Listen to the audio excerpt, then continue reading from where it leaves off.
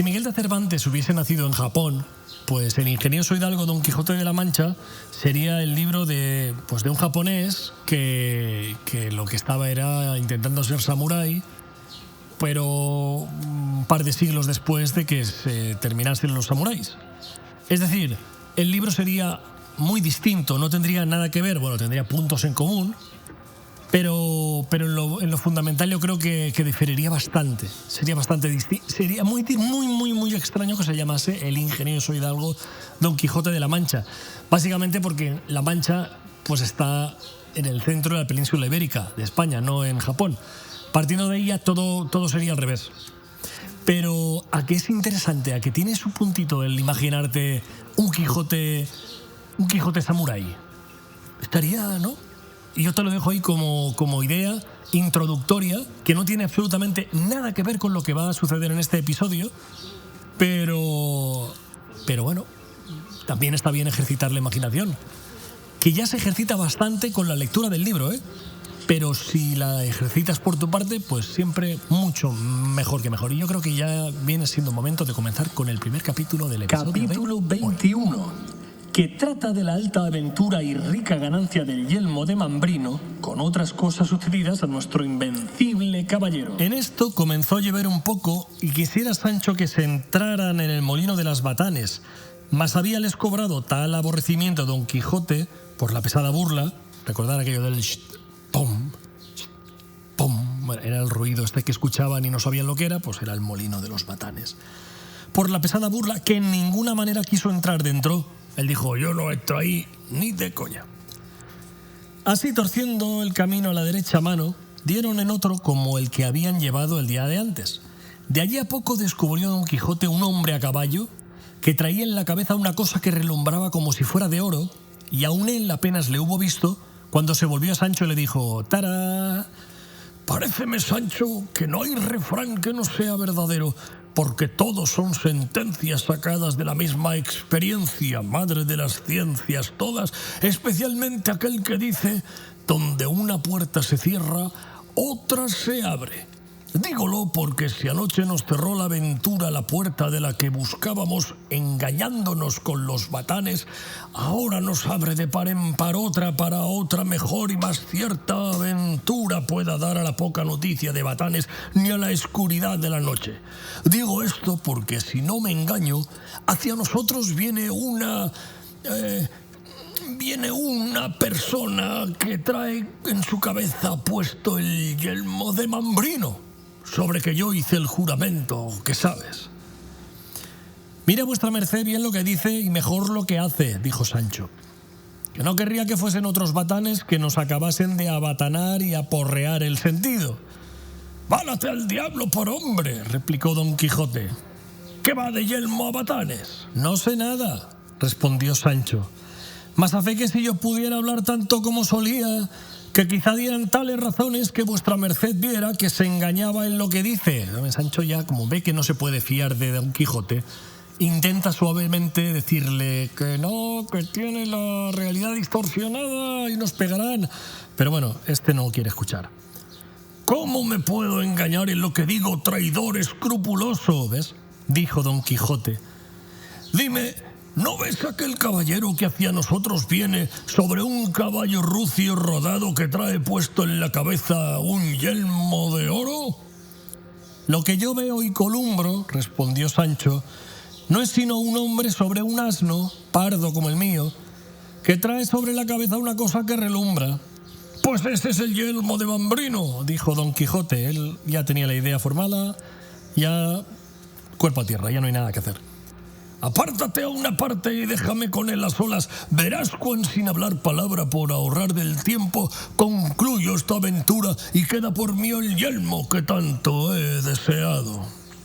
Yo me tengo en cuidado el apartarme, replicó Sancho, mas quiera Dios, tornó a decir, que orégano sea y no batanes.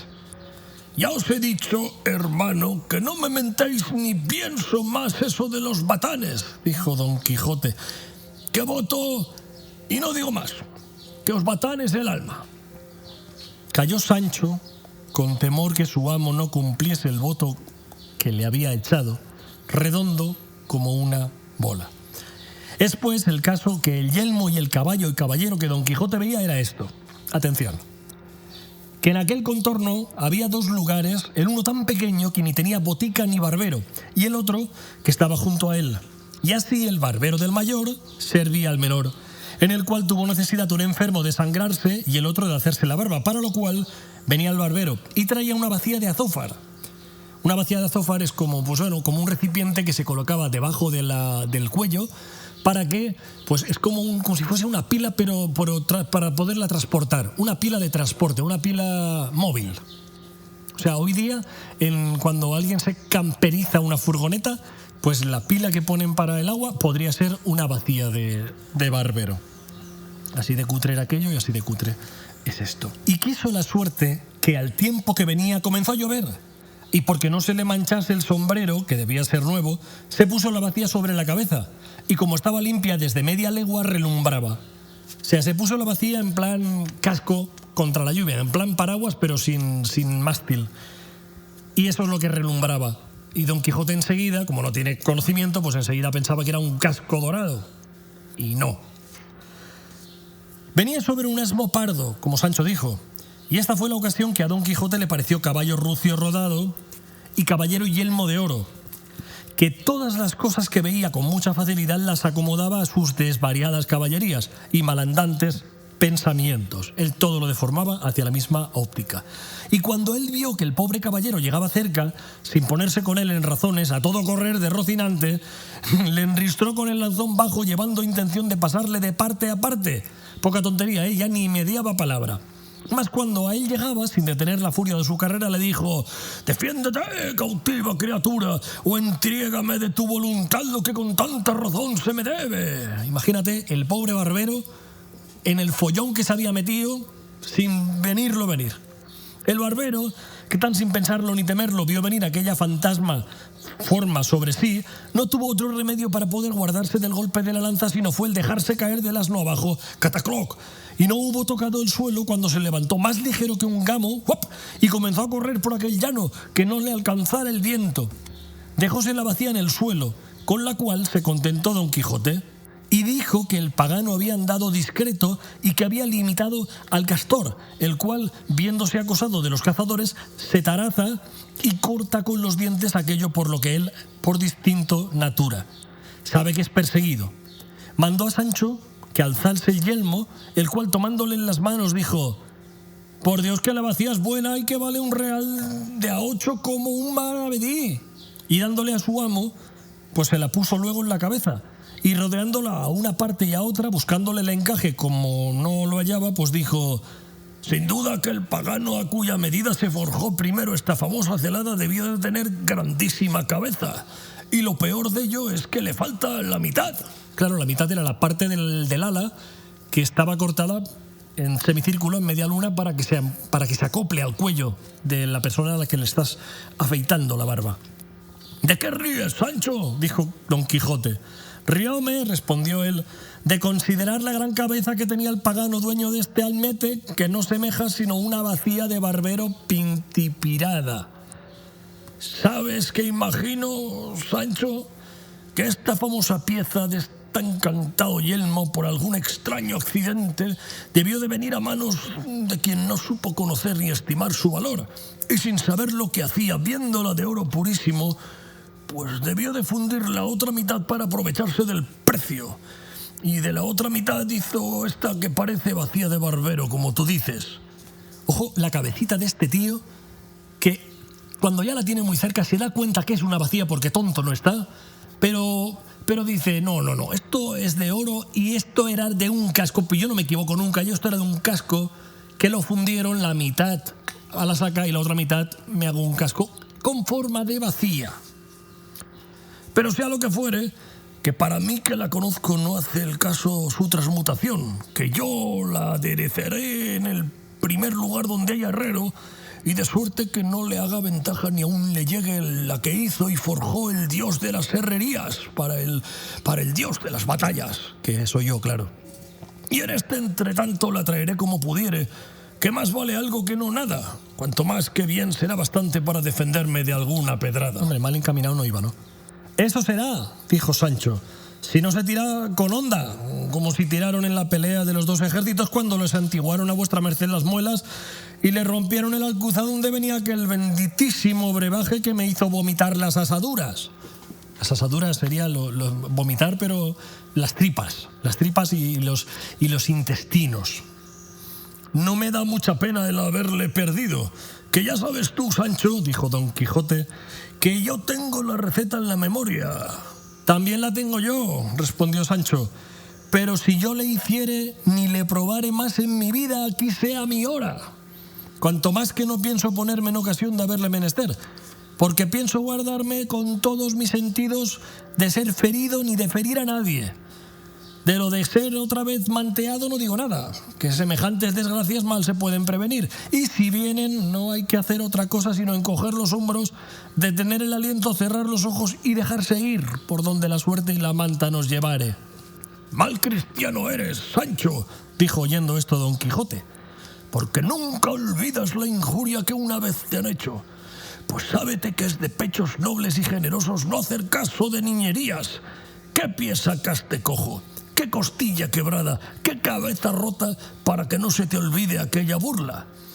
Que bien apurada la cosa, burla fue y pasatiempo, que a no entenderlo yo ansí, yo ya hubiera vuelto allá y hubiera hecho en tu venganza más daño que el que hicieron los griegos por la robada Helena, la cual si fuera en este tiempo o mi Dulcinea fuera en aquel, pudiera estar segura que no tuviera tanta fama de hermosa como tiene. Y aquí dio un suspiro y le puso en las nubes. Y dijo Sancho, pase por burlas, pues la venganza no puede pasar en veras, pero yo sé de qué calidad fueron las veras y las burlas, y sé también que no se me caerán de la memoria como nunca se quitarán de las espaldas.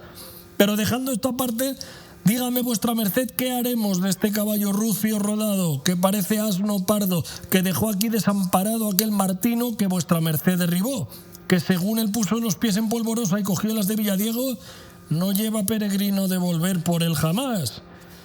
Y para mis barbas, si no es bueno el rucio. Nunca yo acostumbro, dijo Don Quijote, despojar a los que venzo, ni es uso de caballería quitarles los caballos y dejarlos a pie, si ya no fuese que el vencedor hubiese perdido en la pendencia el suyo, que en tal caso lícito es tomar el del vencido como ganado en guerra lícita. Así que, Sancho, deja ese caballo o asno o lo que tú quisieres que sea, que como su dueño nos vea alongados de aquí, volverá por él. Sí, claro, pues no está lejos este ya. Dios sabe si quisiera llevarle, respondió Sancho, o por lo menos trocalle con este mío, que no me parece tan bueno. Verdaderamente que son estrechas las leyes de caballería, pues no se extienden a dejar trocar un asno por otro, y querría saber si podría trocarlos a parejo siquiera. En eso no estoy muy cierto, respondió Don Quijote, y en caso de duda, hasta estar mejor informado digo que los trueques si es que tienes de ellos necesidad extrema. Tan extrema es, respondió Sancho, que si fueran para mí misma persona no los hubiera menester más. Y luego, habilitado con aquella licencia, hizo mutatio caparum, mutis por el foro. Y aquí no ha pasado nada. Y puso su jumento a las 1000 lindezas, dejándole mejorado en tercio y quinto. Hecho esto, almorzaron de las obras del real, que de la cémila despojaron, y bebieron del agua del arroyo de los Batanes sin volver la cara a mirallos. Tal era el aborrecimiento que les tenían por el miedo en que les habían puesto. ¡Pum! ¡Pum! Cortada pues la cólera y aún la melancolía, subieron a caballo y sin tomar determinado camino, por ser muy de caballeros andantes en no tomar ninguno cierto, o sea, a la aventura pura y dura, se pusieron a caminar por donde la voluntad de Rocinante quiso, que se llevaba tras de sí la de su amo, y aún la del asno, que siempre le seguía por donde quiera que guiaba en buen amor y compañía. Con todo esto volvieron al camino real y siguieron por él a la aventura sin otro designio alguno. Regresaron al camino real. ¡Guau! Seguro que se nos viene aventurita, pero pronto, pronto. Yendo pues así caminando, dijo Sancho a su amo: Señor, ¿quiere vuestra merced darme licencia que departa un poco con él? Que después que me puso aquel áspero mandamiento del silencio se me ha podrido más de 4 cosas en el estómago, y una sola que ahora tengo en el pico de la lengua no querría que se malograse. Dila, dijo Don Quijote, y sé breve en tus pensamientos, que ninguno hay gustoso si es largo. O sea, sé breve y no me des el coñazo. Eso lo dice él, el cabrón. Él, que aburre a las piedras. Digo pues, señor, respondió Sancho, que de algunos días a esta parte he considerado cuán poco se gana y granjea de andar buscando estas aventuras que vuestra merced busca por estos desiertos y encrucijadas de caminos, donde ya que se venzan y acaben las más peligrosas, no hay quien las vea ni sepa, y así se han de quedar en perpetuo silencio y en perjuicio de la intención de vuestra merced y de lo que ellas merecen. Y así me parece que sería mejor, salvo el mejor parecer de vuestra merced, que nos fuésemos a servir a algún emperador o a otro príncipe grande que tenga alguna guerra en cuyo servicio vuestra merced muestre el valor de su persona, sus grandes fuerzas y mayor entendimiento, que visto del Señor a quien sirviéremos por fuerza nos ha de remunerar a cada cual según sus méritos, y allí no faltará quien ponga en escrito las hazañas de vuestra merced para perpetua memoria. De las mías no digo nada, pues no han de salir de los límites escuderiles, aunque sé decir que si se usa en la caballería escribir hazañas de escuderos, que no pienso que se han de quedar las mías entre renglones. No dices mal, Sancho, respondió Don Quijote. Mas antes que se llegue a ese término es menester andar por el mundo como en aprobación. Hay que hacer el rodaje primero. Buscando las aventuras para que acabando algunas se cobre nombre y fama, ¿ves? Nombre y fama, tal que cuando se fuere a la corte de algún gran monarca, ya sea el caballero conocido por sus obras, y que apenas le hayan visto entrar los muchachos por la puerta de la ciudad, cuando todos le sigan y rodeen, dando voces diciendo: este es el caballero del sol, o de la sierpe, o de otra insignia alguna, debajo de la cual hubiere acabado grandes hazañas.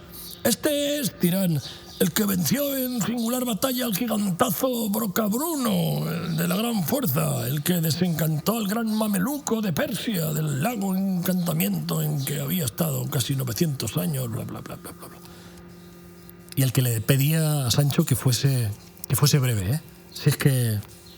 Así que de mano en mano irán pregonando sus hechos, y luego al alboroto de los muchachos y de las demás gentes se parará a las fenestras de su real palacio el rey de aquel reino, y así como vea al caballero conociéndole por las armas o por la empresa del escudo, forzosamente ha de decir: ¡ea, sus! Salgan mis caballeros cuanto a mi corte están a recibir de la flor de la caballería que allí viene, a cuyo mandamiento saldrán todos, y él llegará hasta la mitad de la escalera y le abrazará estrechísimamente y le dará paz besándole en el rostro, y luego le llevará por la mano al aposento de la señora reina, así para que se la tire, ¿no? A donde el caballero la hallará con la infanta su hija, que ha de ser una de las más hermosas y acabadas doncellas que en parte de lo descubierto de la tierra a duras penas se pueda hallar. Madre mía, qué papelón tiene Sancho. Sucederá tras esto, luego incontinente, que ella ponga los ojos en el caballero y en él los de ella, y cada uno parezca al otro cosa más divina que humana, y sin saber cómo ni cómo no, han de quedar presos y enlazados en la intrincable red amorosa, y con gran cuita en sus corazones, por no saber cómo se han de hablar para descubrir sus ansias y sentimientos. Desde allí le llevarán sin duda a algún cuarto del palacio ricamente aderezado, donde habiéndole quitado las armas le traerán un rico manto de escarlata con que se cubra, y si bien pareció armado también y mejor ha de parecer en farseto. Venida la noche, cenará con el rey, reina e infanta, donde nunca quitará los ojos de ella mirándola a furto de los circunstantes, y ella hará lo mismo con la misma sagacidad, porque, como tengo dicho, es muy discreta doncella. En su cabeza está armándose todo. Levantarse han las tablas y entrará a deshora por la puerta de la sala un feo y pequeño enano con una fermosa dueña, que entre dos gigantes detrás del enano viene, con cierta aventura hecha por un antiquísimo sabio, que el que le acabare será tenido por el mejor caballero del mundo. Pero espera, que sigue, ¿eh? No te creas que se ha acabado. Sigue.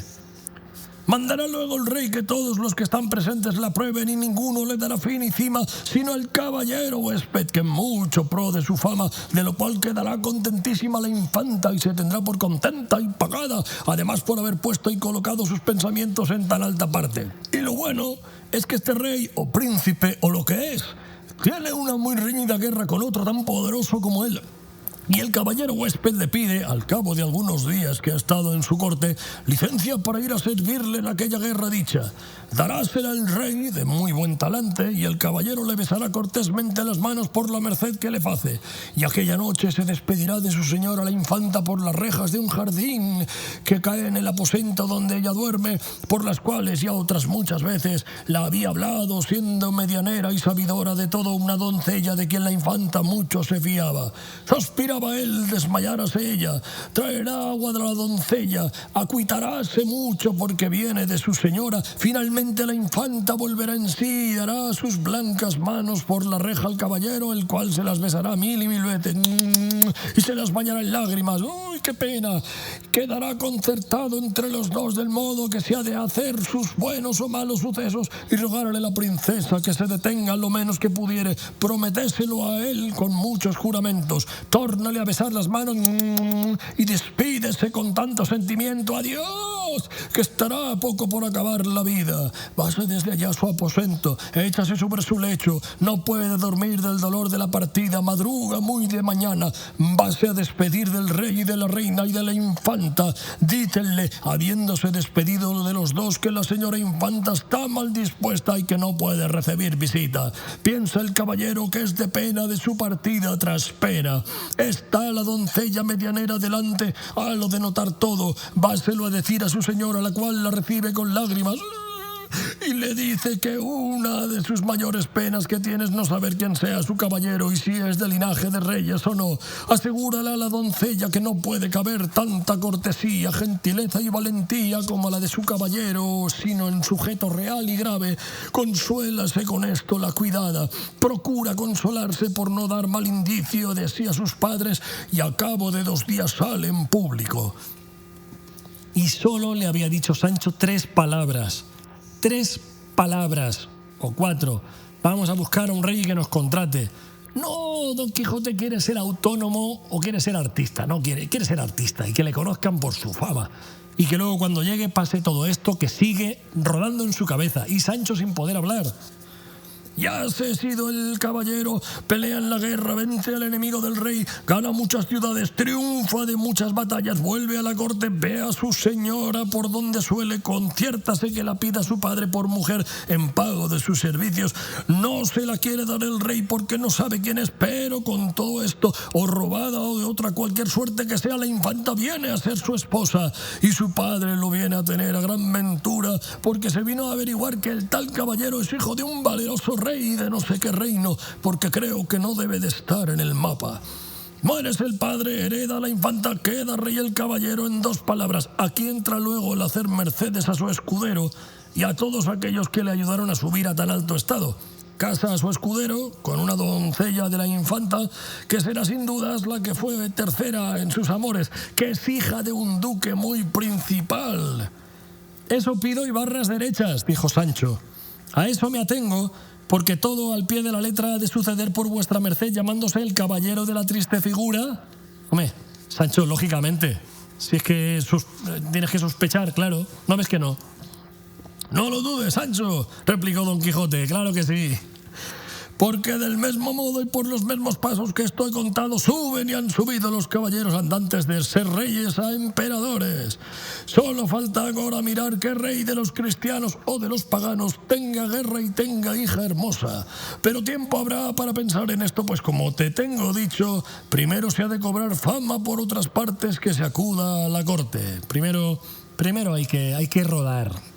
También me falta otra cosa, que puesto caso que se haya rey con guerra y con hija hermosa y que yo haya cobrado fama increíble por todo el universo, no sé yo cómo se podía hallar que yo sea de linaje de reyes, o por lo menos primo segundo de emperador, porque no me querrá el rey dar a su hija por mujer si no está primero muy enterado en esto, aunque más lo merezcan mis famosos hechos. Así que bien por esta falta temo perder lo que mi brazo tiene bien merecido. Claro, tiene que llevar un test de ADN y todo el árbol genealógico para decir soy de sangre real, dame tu reino. Claro. Bien es verdad que soy hijo hidalgo, de solar conocido, de posesión y propiedad, y de devengar 500 sueldos. Y podría ser que el sabio que escribiese mi historia deslindase de tal manera mi parentela y descendencia que me hallase quinto o sexto nieto de rey. Porque te hago saber, Sancho, que hay dos maneras de linajes en el mundo. Unos que traen y derivan su descendencia de príncipes y monarcas, a quien poco a poco el tiempo ha deshecho, y han acabado en punta, como pirámide puesta al revés.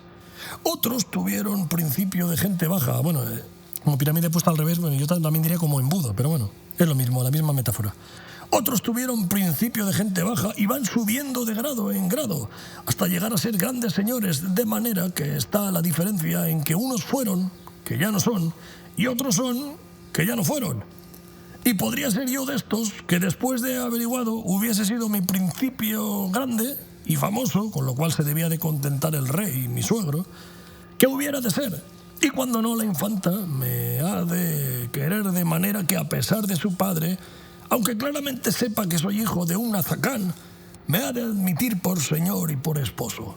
Y si no, aquí entra el roballa y le vaya donde más gusto me diere, que el tiempo o la muerte ha de acabar el enojo de sus padres. Ahí entra bien también, dijo Sancho, lo que algunos desalmados dicen: no pidas de grado lo que puedes tomar por fuerzas, aunque mejor cuadra decir: más vale salto de mata que ruego de hombres buenos. Dígolo porque si el señor rey, suegro de vuestra merced, no se quisiese domeñar a entregalle a mi señora la infanta, no hay sino, como vuestra merced dice, roballa y trasponella. Claro, Sancho, por favor, ¿no ves que está volado? No le digas que perpetréis un secuestro, que este va y lo hace, ¿eh? Pero está el daño que en tanto que se hagan las paces y se goce pacíficamente del reino, el pobre escudero se podrá estar a diente en esto de las mercedes. Si ya no es que la doncella tercera, que ha de ser mujer, se sale con la infanta y él pasa con ella su malaventura hasta que el cielo ordene otra cosa, porque bien podrá, creo yo, desde luego, dársela a su señor por legítima esposa. Eso no hay quien lo quite, dijo Don Quijote. Pues como eso sea, respondió Sancho, no hay sino encomendarnos a Dios y dejar correr la suerte por donde mejor lo encaminare. Hágalo Dios, respondió Don Quijote, como yo deseo, y tú, Sancho, has menester y ruin sea quien por ruin se tiene. Sea por Dios, dijo Sancho, que yo cristiano viejo soy y para ser conde esto me basta.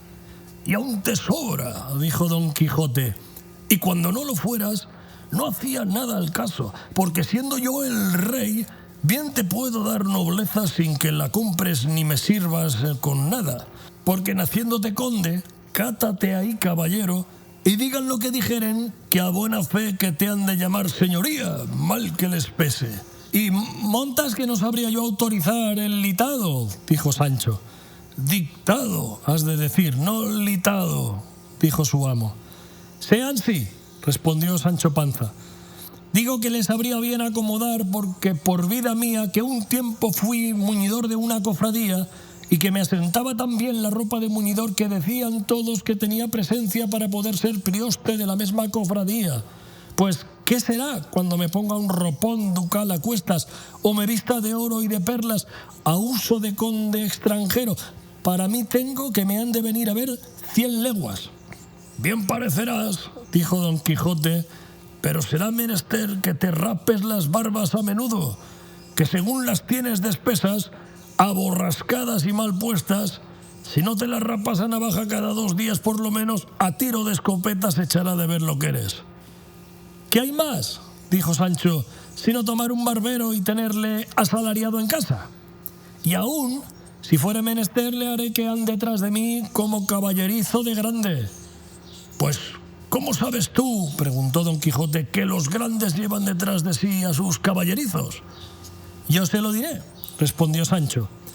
Los años pasados estuve un mes en la corte y allí vi que, paseándose un señor muy pequeño, que decían que era muy grande, un hombre le seguía a caballo a todas las vueltas que daba, que no parecía sino que era su rabo. Pregunté que cómo aquel hombre no se juntaba con el otro, sino que siempre andaba tras de él. Respondiéronme que era su caballerizo y que era uso de grandes llevar tras de sí a los tales. Desde entonces lo sé tan bien que nunca se me ha olvidado. Digo que tienes razón, dijo Don Quijote, y que así puedes tú llevar a tu barbero, que los usos no vinieron todos juntos ni se inventaron a una, y puedes ser tú el primero conde que lleve tras de sí su barbero, y aún es de más confianza el hacer la barba que ensillar un caballo. Quédese eso del barbero a mi cargo, dijo Sancho, y al de vuestra merced se quede el procurar venir a ser rey y el hacerme conde. Claro que sí, que me toque la lotería. Así será, respondió Don Quijote, y alzando los ojos vio lo que se dirá en el siguiente capítulo.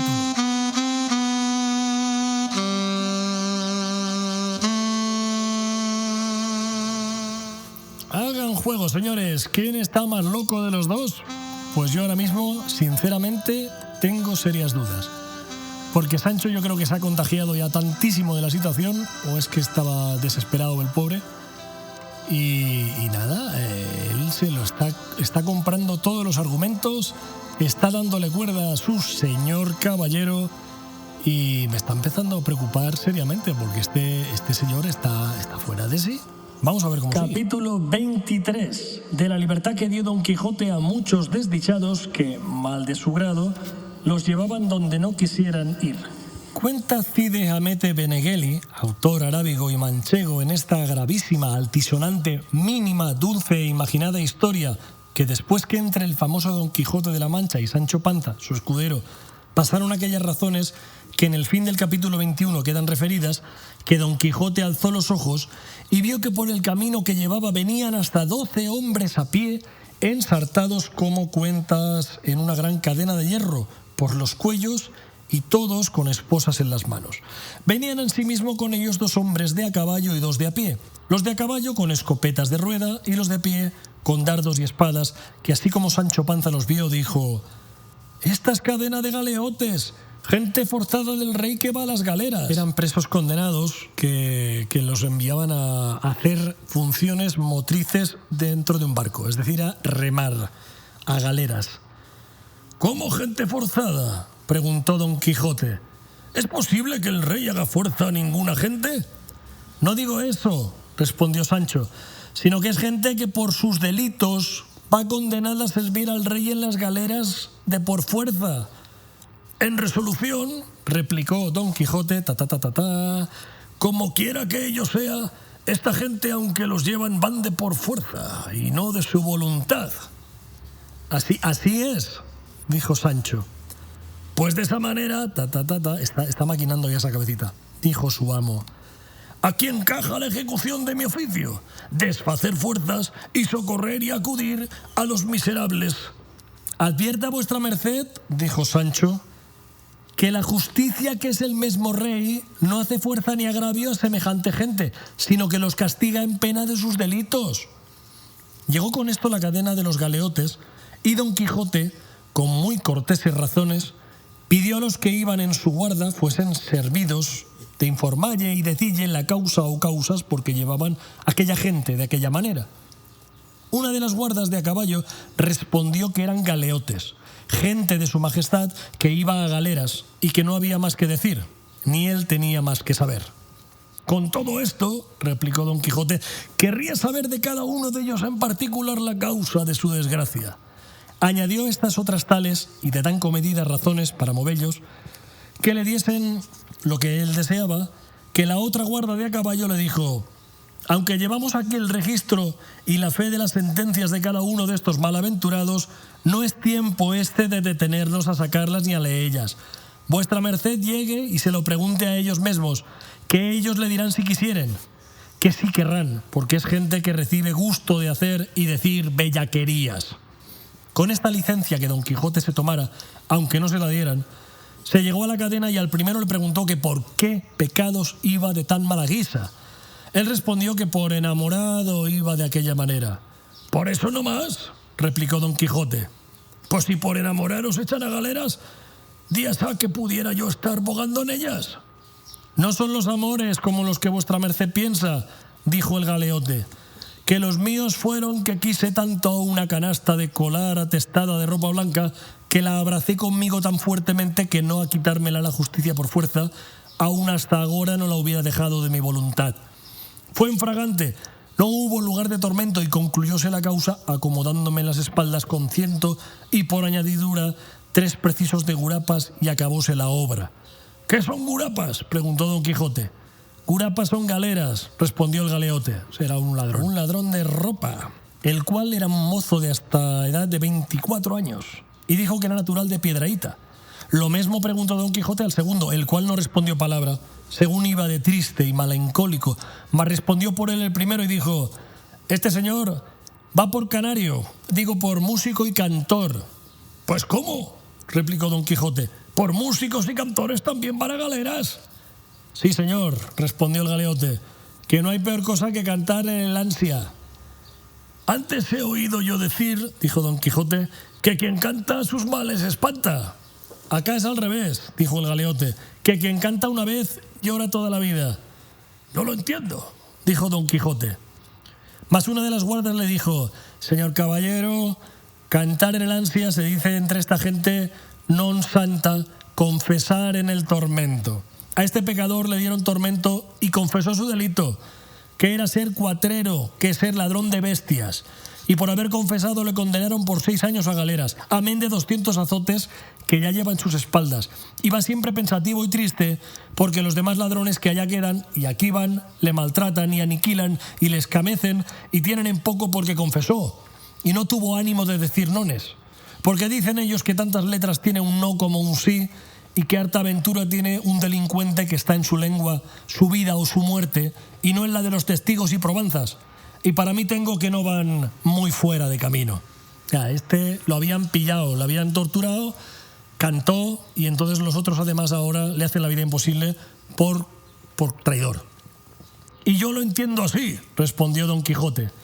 El cual, pasando el tercero, preguntó lo que a los otros, el cual de presto y con mucho desenfado respondió y dijo: yo voy por 5 años a las señoras gurapas por faltarme 10 ducados. Yo daré 20 de muy buena gana, dijo Don Quijote, por libraros de esa pesadumbre. Ya está viniéndose arriba otra vez. Eso me parece, respondió el galeote, como quien tiene dineros en mitad del golfo y se está muriendo de hambre sin tener a dónde comprar lo que ha menester. Dígolo porque si a su tiempo tuviera yo esos 20 ducados que vuestra merced ahora me ofrece, hubiera untado con ellos la péndola del escribano y avivado el ingenio del procurador, de manera que hoy me viera en mitad de la plaza de Zocodover de Toledo y no en este camino atraillado como galgo. Pero Dios es grande. Paciencia y basta. Pasó Don Quijote el cuarto, que era un hombre de venerable rostro, con una barba blanca que le pasaba del pecho, un barbudo, el cual, oyéndose preguntar la causa por qué allí venía, comenzó a llorar y no respondió palabra. Mas el quinto condenado le sirvió de lengua y dijo: este hombre honrado va por 4 años a galeras, habiendo paseado las acostumbradas, vestido en pompa y a caballo. Eso es, dijo Sancho Panza, a lo que a mí me parece haber salido a la vergüenza. Así es, replicó el galeote, y la culpa porque le dieron esta pena es por haber sido corredor de oreja y aún de todo el cuerpo. En efecto, quiero decir que este caballero va por alcahuete y por tener asimismo sus puntas y collar de hechicero. Este era un cotilla que además pues le iba a la magia, pues a lo mejor incluso era homosexual en la época. Y enseguida pues brujo, ala. A no haberle añadido esas puntas y collar, dijo Don Quijote, por solamente el alcahuete limpio no merecería ir a abogar en las galeras, sino a mandallas y a ser general de ellas. Por cierto, puntas y collar, las puntas son las orejas en punta, de burro. La típica cultura del escarnio de aquel tiempo. Porque no es así como quiera el oficio de alcahuete, que es oficio de discretos y necesarísimo en la república bien ordenada y que no le debía ejercer sino gente muy bien nacida. Y aún había de haber veedor y examinador de los tales como le hay de los demás oficios, con el número deputado y conocido como corredores de lonja, y de esta manera se excusarían muchos males que se causan por andar este oficio y ejercicio entre gente idiota y de poco entendimiento, como son mujercillas de poco más o menos, pajecillos y truanes de pocos años y de poca experiencia, que a la más necesaria ocasión y cuando es menester dar una traza que importe, se les hielan las migas entre la boca y la mano y no saben cuál es su mano derecha. Quisiera pasar adelante y dar las razones porque convenía hacer elección de los que en la República habían de tener tan necesario oficio, pero no es el lugar acomodado para ello. Creo que aquí Cervantes está tomando una licencia muy fuerte porque vamos, esto es totalmente irreal, inverosímil. Aquí la guardia ya han pasado de largo, pero ahí están parados escuchando al tío, o a lo mejor que estaban tan aburridos, iban con tiempo, habían salido pronto y dijeron, llegamos bien a puerto. Pues nada, que hable el tío este y nos lo pasamos bien un rato. Digo yo, porque si no, ¿a qué tanto parlamento? Porque es que continúa todavía, ¿eh? Algún día lo diré a quien yo pueda proveer y remediar. Solo digo ahora que la pena que me ha causado ver estas blancas canas y este rostro venerable en tanta fatiga por alcahuete me la ha quitado el adjunto de ser hechicero, aunque bien sé que no hay hechizos en el mundo que puedan mover y forzar la voluntad como algunos simples piensan, que es libre nuestro albedrío y no hay hierba ni encanto que lo fuerce. Lo que suelen hacer algunas mujercillas simples y algunos embusteros bellacos es algunas mixturas y venenos con que vuelven locos a los hombres, dando a entender que tienen fuerza para hacer querer bien, siendo, como digo, cosa imposible forzar la voluntad. Toma ya. Así es, dijo el buen viejo. Y en verdad, señor, que en lo de hechicero que no tuve culpa, en lo de alcahuete no lo pude negar. Pero nunca pensé que hacía mal en ello, que toda mi intención era que todo el mundo se holgase y viviese en paz y quietud, sin pendencias ni penas. Pero no me aprovechó nada este buen deseo para dejar de ir donde no espero volver. Según me cargan los años y un mal de orina que llevo que no me deja reposar un rato. Estaba fastidiado de la próstata. Era un señor mayor, estaba fastidiado de la próstata, sabía que de los galeotes no regresaba a casa. Y aquí tornó su llanto, como de primero. Y túvole Sancho tanta compasión que sacó un real de a 4 del seno y se lo dio de limosna. Tenga usted. Pasó delante de Don Quijote y preguntó a otro su delito, el cual respondió con no menos, sino con mucha más gallardía que el pasado. Yo voy aquí porque me burlé demasiadamente con 2 primas hermanas mías y con otras 2 hermanas que no lo eran mías. Finalmente tanto me burlé con todas que resultó de la burla crecer la parentela tan intrincadamente que no hay diablo que la declare. Probóseme todo, faltó favor, no tuve dineros. Véame a pique de perder los tragaderos, sentenciáronme a galeras por 6 años, consentí. Castigo es de mi culpa, mozo soy, dure la vida que con ella todo se alcanza. Si vuestra merced, señor caballero, lleva alguna cosa con que socorrer a estos pobretes, Dios se lo pagará en el cielo y nosotros tendremos en la tierra cuidado de rogar a Dios en nuestras oraciones por la vida y salud de vuestra merced, que sea tan larga y tan buena como su buena presencia merece. Burlé, dice, burlé.